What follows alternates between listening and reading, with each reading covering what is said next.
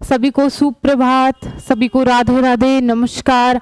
आप सभी बहुत अच्छे होंगे, स्वस्थ होंगे। चलिए मेरे सारे सहपाठी आ जाइए। आज जो है हम 12 नवंबर का करंट अफेयर पढ़ेंगे।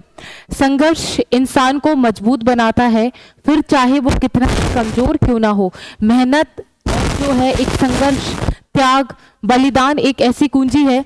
कितना भी कमजोर व्यक्ति हो, कैसी भी परिस्थिति हो, अगर आपको संघर्षों से, परिस्थितियों से लड़ना आता है तो आपको कोई भी कमजोर घोषित नहीं कर सकता, या आप मानसिक या शारीरिक रूप से कमजोर नहीं हो सकते। बस जैसा कि पहले भी हम सभी जानते हैं कि आपका लक्ष्य इतना स्पष्ट रूप से आपको दिखाई देना चाहिए कि उसके आगे फिर कोई भी परिस्थिति नहीं आती, कोई भी इंसान नहीं आता, या कुछ भी आपके सामने उसके आड़े नहीं आ सकता। चलिए अब पहले क्वेश्चन की तरफ बढ़ेंगे। और पहला क्वेश्चन क्या है? पहला क्वेश्चन है, हाल ही में किस राज्य के मुख्यमंत्री ने हो भाषा, कौन सी भाषा है, हो भाषा को संविधान की 8वीं अनुसूची में शामिल करने की मांग की है? इसके ऑप्शन आपके सामने हैं, असम, बिहार, हरियाणा और उड़ीसा। इनको आप बहुत अच्छे से जानते होंगे, तो इनका जो आंसर है भाई असम। ठीक है, हेमंत विश्व शर्मा जो है वो असम के मुख्यमंत्री जी हैं। उनके द्वारा जो है एक हो भाषा, भाषा का नाम क्या है इसको अच्छे से याद रखें। हमारी जो भाषाएं हैं वो 8वीं अनुसूची में जो है वो वर्णित हैं, तो हो भाषा को 8वीं अनुसूची में लाने के लिए, उसमें इंगित करने के लिए इन्होंने जो है एक प्रस्ताव, या मतलब जो है अपने तरफ से असम सरकार ने मांग की है। चलिए, तो इनका नाम आप जान चुके हैं, असम सरकार की द्वारा ये पहल की जा रही है।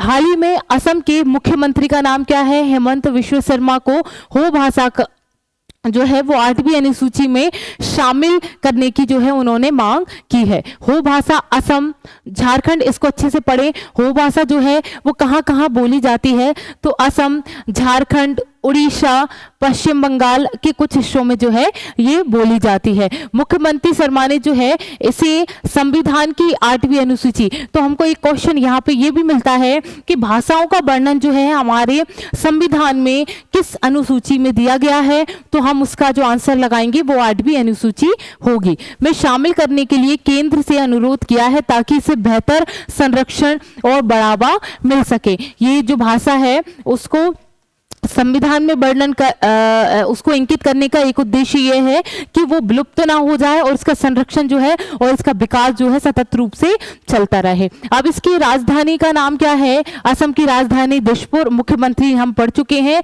और राज्यपाल का जो नाम है गुलाब चंद्र कटारिया। चलिए अब हम कुछ इससे फैक्ट, असम से संबंधित कुछ फैक्ट हैं वो हम देख लेते हैं। मुख्यमंत्री शर्मा ने क्या शुरू की वो हम देखते हैं कि 11वीं से लेके स्नातकोत्तर जो है वो छात्रों को मासिक वजीफा जो है वो मिलेगा। मतलब 11वीं क्लास से लेकर जिसने ग्रेजुएशन कंप्लीट करने तक का जो बीच का सफर है उसमें हर महीने छात्र को कुछ जो है राशि प्रदान की जाएगी। वो किस सरकार ने किया है? ऐसी योजना किस सरकार द्वारा लाई गई है? वो असम सरकार द्वारा लाई गई है। प्रधानमंत्री नरेंद्र मोदी जी के द्वारा जो है असम में ऑयल इंडिया लिमिटेड, क्या ऑयल इंडिया लिमिटेड द्वारा 4 कंप्रेस्ड या संपीड़ित बायोगैस प्लांट का निर्माण शुभारंभ किया गया है। वेरी वेरी मोस्ट, बहुत अच्छा है क्वेश्चन, इसको आप नोट डाउन अच्छे से कर लें। यूनेस्को की विश्व विरासत, ये तो हमको पता ही है कि यूनेस्को में हमारे भारत की जो है 43 स्थल जो है वो शामिल हो चुके हैं, और लास्ट यानी 43वां जो है वो हमारे असम की मुइज्जम जो है वो स्थल जो है शामिल हुआ है। तो ये कहाँ का है? ये असम राज्य में एक स्थल है, वो यूनेस्को की 43वीं विरासत स्थल जो है हमारे भारत की स्थापित हो चुकी है। असम राइफल्स के नए महानिर्देशक के रूप में जो है वो इनका नाम क्या है, किसने पदभार संभाला है? वो संभाला है विकास लखेरा। किसने संभाला है? विकास रखेला। किस पर? असम राइफल के महानिर्देशक के रूप में इन्होंने अपना कार्यभार संभाला है। अब देखिए DRIMS इसका फुल फॉर्म क्या है, disaster reporting and information management system. तो हम इसको हिंदी में क्या, डिजास्टर हम किसको बोलते हैं, आपदा, ठीक है। तो हम बोलते हैं ना ये डिजास्टर है, तो ये आपदा, हम उसको हिंदी में क्या बोलते हैं, आपदा।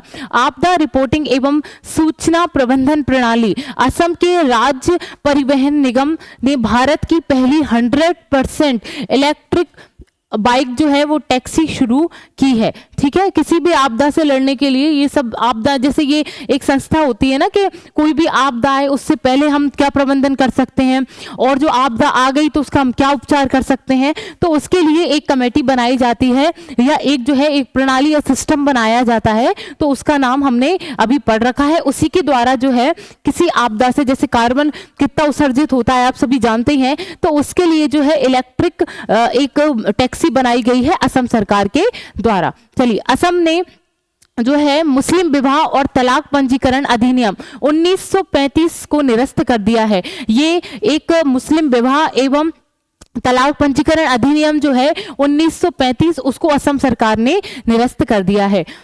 कटी बिहू महोत्सव, इसको अच्छे से याद रखें, ये महोत्सव अच्छे से, ये जो है ये क्वेश्चन बहुत जल्दी बनते हैं और हमें जो हम पढ़ के इसको भूल भी जाते हैं। महोत्सव हुए, त्योहार हुए, मेले हुए, इनसे जो है बिल्कुल तुरंत ही इस क्वेश्चन को रट लो कि कटी बिहू महोत्सव जो है वो कहाँ पर आयोजित किया जाता है या कहाँ से संबंधित है, तो असम में जो है, इस राज्य में, असम राज्य में ये महोत्सव हम सब जो है इसको एंजॉय करते हैं और आयोजित होता है। एशियाई विकास बैंक, इसकी स्थापना कब हुई थी, हम सब ने पहले भी पढ़ा है, 1966 में इसकी स्थापना हुई थी। असम में कारगी आर्गलोंग जिले में जो है 500 मेगावाट ग्रिड संयुक्त सौर फोटोवोल्टिक जो है वो सुविधा के निर्माण के लिए 434.2.5 मिलियन का जो है ऋण स्वीकृत किया है। किस बैंक ने किया है, असम में, इस जिले में किया है, असम सरकार या असम जिले में किया है। किस बैंक ने किया है, एशियाई विकास बैंक ने ये किया है, और इसकी स्थापना जो है 1966 में इसकी स्थापना की गई थी। अब हम देखेंगे दूसरा क्वेश्चन, हाल ही में किस राज्य के सुल्तानगंज रेलवे स्टेशन का नाम बदलकर अजगैबीनाथ धाम के नाम पर रखने की घोषणा की है। तो इसका जो भाई, इसका आंसर क्या होगा, और इसका जो आंसर है वो है बिहार। देखिए, बिहार में सुल्तानगंज रेलवे स्टेशन का नाम बदलकर क्या कर दिया है, अजगैबीनाथ धाम जो है वो कर दिया है। तो वेरी वेरी मोस्ट क्वेश्चन, जिसके नाम, बहुत सारे नाम जो हैं वो बदले गए हैं, आप सभी को पता है। किसी रेलवे सुरंग का नाम बदला गया है, किसी भी सेक्टर में अगर नाम बदले गए हैं, तो ये भी अच्छे क्वेश्चन आपके पेपर में बनते हैं, तो इसको आप अच्छे से याद रखें। तो ये किस राज्य में स्थापित है, ये रेलवे स्टेशन सुल्तानगंज जो है वो भाई बिहार में स्थापित है, और उसका नाम बदलकर हमने ये अजैबगी जो धाम है उसके नाम पर हमने रख दिया है। चलिए, अब हमने कुछ नाम बदले हैं, उसके क्विकली आपको रिवीजन करा देती हूं कि हमने पहले पढ़ चुके हैं, पर आप इसका जल्दी से रिवीजन कर लीजिए। ट्रेन 18 का नाम बदलकर हमने वंदे भारत एक्सप्रेस कर दिया। वेरी वेरी मोस्ट, ये तो आपको पता ही है, ये बहुत चर्चाओं में बनी रहती है, वंदे भारत जो ट्रेन है वो चर्चाओं में बनी रहती है। तो ये पहले नाम क्या था इसका, ट्रेन 18, ठीक है। अयोध्या रेलवे स्टेशन का नाम बदलकर क्या कर दिया है, अयोध्या धाम जंक्शन। अब भाई S-400 का नाम बदलकर सुदर्शन, ये एक मिसाइल प्रोग्राम है, तो ये सुदर्शन इसका नाम बदलकर कर दिया है। चलिए, पोर्ट विलियर जो है उसका नाम बदलकर विजयनगरम कर दिया है, और केरल का नाम, ये तो बहुत चर्चाओं में रहा है, केरल का जो है वो नाम बदलकर केलरम कर दिया है। चलिए, ये अच्छा क्वेश्चन है, इसको अच्छे से याद रखें और आपको याद भी हो जाएगा, इसमें कोई बड़ी बात है नहीं। अगर आप न्यूज़ से जुड़े रहते हैं या आप जो है सोशल मीडिया के अलावा जो है कुछ अच्छी चीज़ें भी मोबाइल में देखते हैं, तो आपको ये जरूर पता ही होगा। पुरानी संसद भवन का जो नाम बदला है उसका नाम क्या रखा है भाई, संविधान सदन। सौराष्ट्र क्रिकेट स्टेडियम जो है उसका नाम बदलकर निरंजन शाह स्टेडियम कर दिया गया है। अल मिनहाद सऊदी अरब का शहर है, उसका नाम बदलकर हिंद शहर करा है। और अहमदनगर का जो नाम बदला है ये महाराष्ट्र में है। कहाँ पर है, अहमदनगर महाराष्ट्र में है, और इसका नाम बदलकर जो है अहिल्याबाई कर दिया है। मोपा इंटरनेशनल एयरपोर्ट, इसका नाम बदलकर जो है मनोहर पर्रिकर एयरपोर्ट कर दिया है। चलिए मामा से याद कर लीजिए, मोपा और मनोहर, तो इससे आपको याद हो जाएगा। चलिए ये हमने कुछ बदले नाम पढ़ लिए हैं। अगले क्वेश्चन की तरफ बढ़ेंगे। अंतरराष्ट्रीय सौर गठबंधन का मिशन 2030 तक सौर ऊर्जा में कितने ट्रिलियन डॉलर में निवेश प्राप्त करना है? इसके ऑप्शन आपके सामने हैं, 1 ट्रिलियन डॉलर, 2 ट्रिलियन डॉलर और 3 ट्रिलियन डॉलर और 4 ट्रिलियन डॉलर। बताइए इसका आंसर। और इसका जो आंसर है वो है 1 ट्रिलियन डॉलर जो है ये 2030 तक का टारगेट है कि इनको इतना निवेश प्राप्त करना है। अंतरराष्ट्रीय सौर गठबंधन, इसके बारे में हमने बात करी थी कि 2015 में COP21 जो सम्मेलन हुआ था, तब वहां पर जो है उसकी स्थापना का जो है प्रस्ताव रखा गया था और इसका जो मुख्यालय है वो हमारी हरियाणा गुरुग्राम में स्थापित है। हमने पढ़ रखा है तो आपको याद होना चाहिए। और इसकी अध्यक्षता जो है हमारे भारत को कब तक मिली है? 2026 तक इसकी अध्यक्षता हमारा भारत करने वाला है और हमारी दिल्ली में अभी इसकी बैठक संपन्न हुई है। ये हम सब क्वेश्चन पहले पढ़ के आ चुके हैं। अब चलिए 2030 तक जो है इस मिशन का जो है इनको टारगेट है कि ये इतना जो निवेश जो है वो इकट्ठा कर सकें। आगे बढ़ेंगे। इसका गठन देखिए हमने पढ़ चुके हैं। 30 नवंबर 2015 में इसकी स्थापना पेरिस फ्रांस में हुई है और इसका मुख्यालय हमारे भारत के हरियाणा के गुरुग्राम क्षेत्र में स्थापित है। आशीष खन्ना को, ये हम पढ़ चुके हैं, ये अच्छा क्वेश्चन है, इसको याद रखें। आशीष खन्ना को अंतरराष्ट्रीय सौर गठबंधन के तीसरे महानिर्देशक के रूप में चुना गया है। किसको? आशीष खन्ना को। भारत को इंटरनेशनल सोलर अलायंस का प्रेसिडेंट 2026 तक चुना गया है। ठीक है, ये हम इस पर बात भी करे हैं अभी। चलिए अब चौथा क्वेश्चन है, किस देश के राष्ट्रपति 76वें गणतंत्र दिवस का पर भारत के प्रमुख अतिथि होंगे? अगर आप इनको जानते हैं तो इसका आंसर आप आसानी से लगा सकते हैं और इसका जो आंसर है वो है इंडोनेशिया। क्या? इंडोनेशिया के जो है भाई ये राष्ट्रपति जी हमारे अभी गणतंत्र दिवस पे इनको हमने मुख्य अतिथि के रूप में इनको निमंत्रण दिया है, तो ये हमारे भारत पधारेंगे 76वें गणतंत्र दिवस पर। अभी जो आने वाला है आप सभी जानते हैं 26 जनवरी को जो आता है तब वो पधारेंगे और इनका नाम क्या है? Prabowo Subianto. क्या है नाम? Prabowo Subianto. ये राष्ट्रपति जी हैं इंडोनेशिया के और ये 26 जनवरी को भारत का उनका आगमन होगा। और मुद्रा का नाम क्या है इंडोनेशिया के? इंडोनेशियाई रुपया इसका मुद्रा है और राजधानी का नाम है जकार्ता। क्या है? जकार्ता। और ये भाई इस बार 76वें गणतंत्र दिवस पर ये यहाँ पर पधार रहे हैं। 26 जनवरी 2025 को अपना 76वां गणतंत्र दिवस मनाने जा रहा है कौन? भारत। चलिए पांचवा क्वेश्चन है, हाल ही में कहा संयुक्त सैन्य अभ्यास ऑस्ट्रिया हिंट का तीसरा संस्करण विदेशी प्रशिक्षण नोड शुरू हुआ है? इसके ऑप्शन आपके सामने हैं, दिल्ली, पुणे, इंदौर, मुंबई। और इसका जो आंसर है वो है पुणे। वो कहां पर है? महाराष्ट्र में। भारत और ऑस्ट्रेलिया के बीच संयुक्त सैन्य अभ्यास, ये किस किस के बीच में है भाई? हमने इसमें भी देखिए, इससे नाम से आपको समझ में आ रहा होगा ये अभ्यास का नाम क्या है? Austria hind.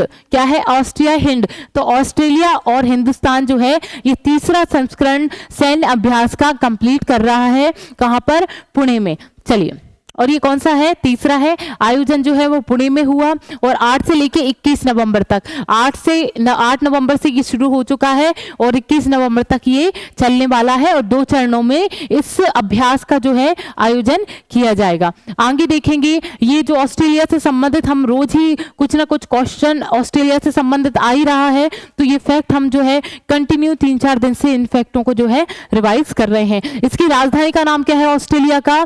कैनबरा। इसके प्रधानमंत्री का नाम क्या है? एंथोनी अल्बानीज जो है इनके प्रधानमंत्री हैं। मुद्रा का नाम क्या है? ऑस्ट्रेलियाई डॉलर। चलिए, दुनिया के सबसे बड़े और 110 साल के मगरमच्छ की मृत्यु जो है वो ऑस्ट्रेलिया में हुई।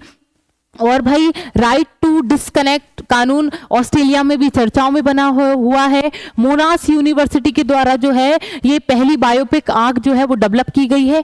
चलिए, और तूफानी मेगन जो है भाई ये तूफान ऑस्ट्रेलिया को अभी प्रभावित कर रहा है। ऑस्ट्रेलिया के विदेशी छात्रों के लिए जो है इन्होंने वीजा बढ़ा दिया है। किसने? विद्यार्थियों के लिए वीजा बढ़ाया है अभी तत्काल में ऑस्ट्रेलिया ने। चलिए, चेन्नई सुपर किंग्स जो है अपनी एक अलग से अकादमी खोलने जा रही है ऑस्ट्रेलिया में। पिच ब्लैक अभ्यास 2024 जो है ये ऑस्ट्रेलिया में संपन्न हुआ है।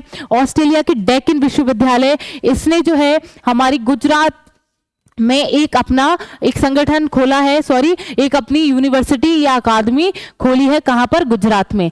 चलिए आगे बढ़ेंगे।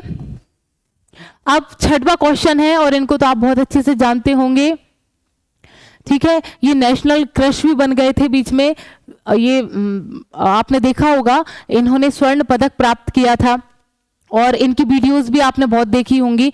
चलिए, तो जेवलिन थ्रो में जो है ये इनका एक गेम है और हमारे भारत का गौरव जो है इन्होंने बढ़ाया था ओलंपिक में। अब आगे देखेंगे, हाल ही में दिग्गज जेवलिन थ्रो नीरज चोपड़ा के कोच कौन बने हैं? ये कोच हैं और इन कोच का नाम क्या है? नीरज चोपड़ा के कोच बने हैं और इनका नाम है जॉन जेलिंजनी जो है इनका नाम है। और ये 3-4 बार इन्होंने अपने इतिहास में, ये जो कोच हैं इन्होंने अपने इतिहास में 3-4 बार स्वर्ण पदक जीत चुके हैं और अभी जो है हमारे भारत के नीरज चोपड़ा जो जेवलिन थ्रो से संबंधित हैं उनके कोच बने हैं।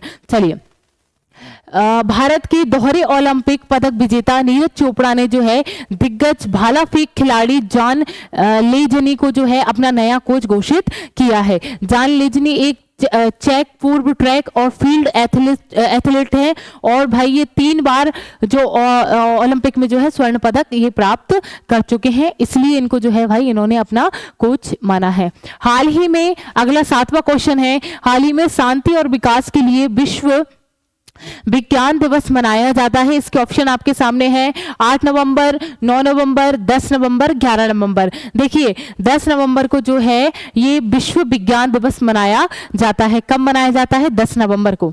चलिए, 5 नवंबर को हमने क्या पढ़ा था? सुनामी जागरूकता दिवस। 1 नवंबर को हमने क्या पढ़ा भाई? पत्रकारों के खिलाफ अपराधों के लिए जो दंड दिए जाते हैं उनको समाप्त करने के लिए अंतर्राष्ट्रीय दिवस ये 1 नवंबर को मनाया जाता है। 6 नवंबर को युद्ध एवं सशस्त्र जो संघर्ष है उनमें पर्यावरण के शोषण को रोकने के लिए जो अंतर्राष्ट्रीय दिवस 6 नवंबर को मनाया जाता है। छठ पूजा, शिशु सुरक्षा दिवस। छठ पूजा भी बिहार में आप देख रहे हो कि छठ बिहार में सिर्फ एक ही त्योहार जो है इसको तो हर घर में मनाया जाता है। ये एक सबसे बिहार का सबसे बड़ा त्योहार है छठ पूजा। आप सभी गूगल करना अगर किसी को नहीं पता है। चलिए, तो शिशु सुरक्षा दिवस, राष्ट्रीय कैंसर जागरूकता दिवस और चंद्रशेखर वेंकट रमन जयंती जो है वो हम 7 नवंबर को हम मनाते हैं। 8 नवंबर को विश्व रेडियोग्राफी दिवस मनाते हैं और 9 नवंबर को राष्ट्रीय विधिक सेवा दिवस और विश्व स्वतंत्रता दिवस हम जो है 9 नवंबर को मनाते हैं। विश्व कैंसर दिवस जो है वो हम मनाते हैं 4 फरवरी को। चलिए आगे देखेंगे, ये हमने पढ़ चुके हैं कि ये 10 नवंबर को हम मनाते हैं इसको। और इसका विषय क्या है? इसका 2024 का विषय क्या था भाई? ये विषय जो है अभी कल ही तो निकला है, कल परसों ही तो निकला है, ठीक है। 10 नवंबर को मनाते हैं। तो 2024 का थीम क्या था? विज्ञान के माध्यम से समुदाय को सशक्त बनाना है। विज्ञान के माध्यम से समुदाय या समाज को जो है उन्नत बनाना है या सशक्त बनाना है। अब 8वां क्वेश्चन आप सभी के सामने है, हाल ही में 9 नवंबर को किस राज्य का स्थापना दिवस मनाया गया? इसके ऑप्शन आपके सामने है, ऑप्शन नहीं, इसका आंसर ही देख लीजिए। उत्तराखंड स्थापना दिवस जो है भाई 9 नवंबर को मनाया जाता है। मतलब 9 नवंबर को हम उत्तराखंड की स्थापना दिवस के रूप में हम जानते हैं और इसको मनाते हैं। चलिए, उत्तराखंड आप देखिए बहुत सुंदर राज्य है, बहुत अच्छे अच्छे स्थल वहाँ पर हैं। कभी समय मिले तो जरूर घूमने जाएं, क्योंकि लाइफ और जीवन जो है भाई वो बहुत छोटा है। तो ऐसी जगहों की अनुभूति करना हमारे भारत में होते हुए तो हम ना करें, कभी भी समय मिले तो आप जरूर जाएं। चलिए, तो उत्तराखंड की सीएम का नाम क्या है?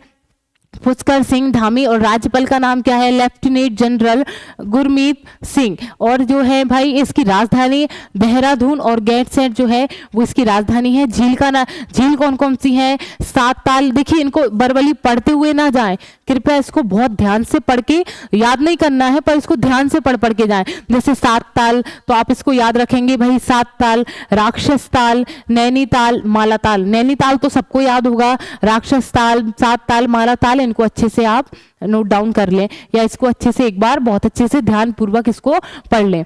चलिए, जिम कॉर्बेट राष्ट्रीय उद्यान जो है वो हमारे जो है उत्तराखंड में स्थापित है। नंदा देवी राष्ट्रीय उद्यान भी उत्तराखंड में है। राजाजी राष्ट्रीय उद्यान, फूलों की घाटी राष्ट्रीय उद्यान, गंगोत्री राष्ट्रीय उद्यान जो है वो उत्तराखंड में स्थापित है। दर्रे कौन कौन से हैं? नीति दर्रा और माणा दर्रा। क्या है? नीति दर्रा और माणा दर्रा जो है वो उत्तराखंड में स्थापित है। चलिए, नवा क्वेश्चन है, हाल ही में कहां पीवी सिंधु बैडमिंटन केंद्र की आधारशिला रखी गई है?